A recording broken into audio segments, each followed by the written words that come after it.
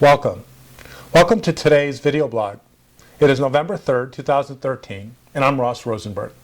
I'm the author of The Human Magnet Syndrome, Why We Love People Who Hurt Us, a psychotherapist, and the owner of a counseling agency, Clinical Care Consultants, which is located in Arlington Heights, Illinois. So today, I will talk about codependency and its two categories.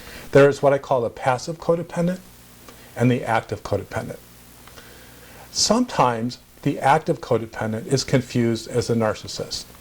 But let me clarify.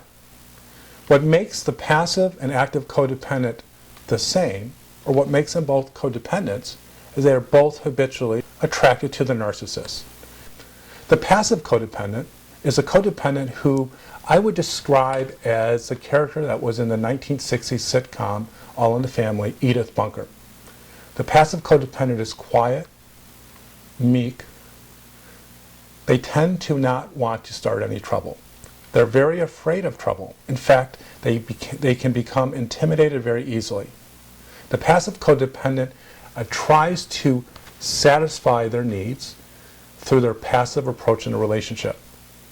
But because they're in a relationship with a narcissist, those needs are never met. Passive codependents are the more sympathetic of the two categories.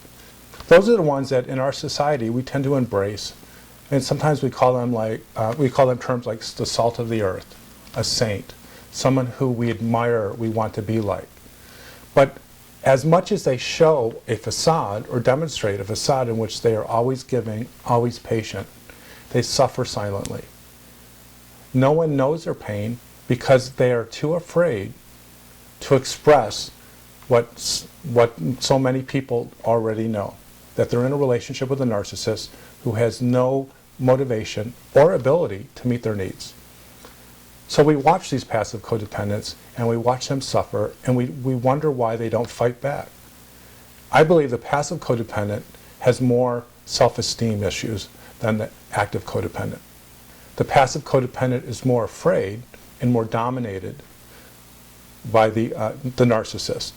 Also, the passive codependent is more susceptible to abuse, harm, and situations in which they cannot protect their children.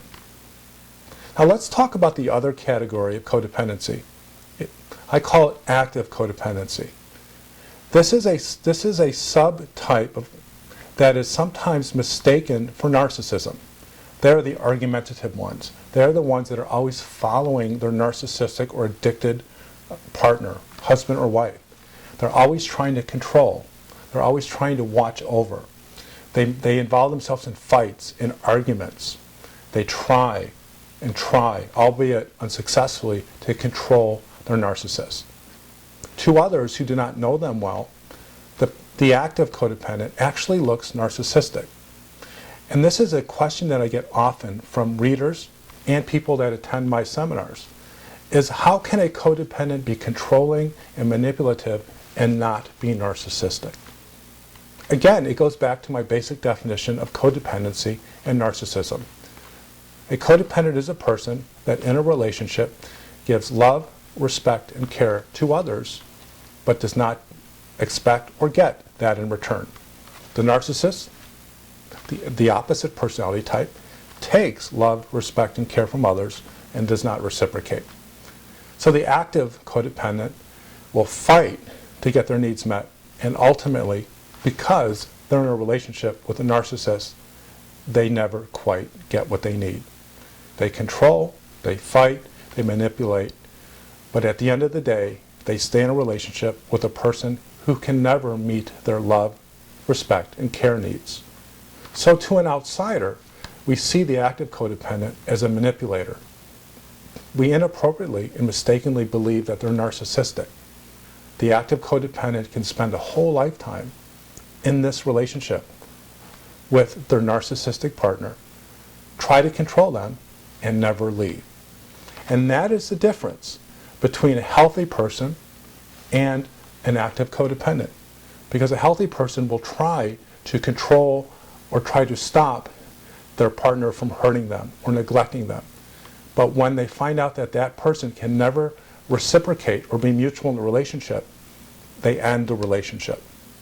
The active codependent because of their self-esteem needs, similarly to that of the passive codependent, does not feel strong enough, secure enough to end the relationship. So these codependents, the active and the passive codependent, stay in a relationship with a narcissist and try, sometimes for a lifetime, to get the love, respect, and care they need, but never can get. So I hope this short video helps you understand more about codependency and helps you understand what seems to be for others a contradiction. The contradiction of the manipulative codependent and the passive codependent.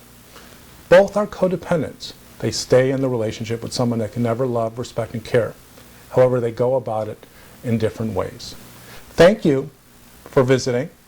If you would like more information about my book, The Human Magnet Syndrome, please check it out at www.humanmagnetsyndrome.com. Thank you again, and I hope my information helps you. Goodbye.